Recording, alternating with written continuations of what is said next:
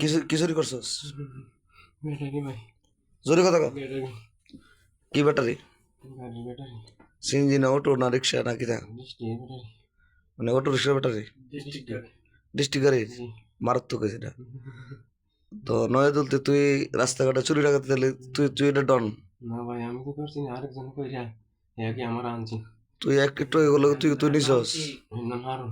হারুন না? জি ভাই। বাবার নাম কি? জমশিদ মিয়া। তোর নাম কি? তোর বাবার নাম কি? আমার নাম রফিক মিয়া, আব্দুল আলী মিয়া। ওদের নাম আলী। নয়াদিল। জি।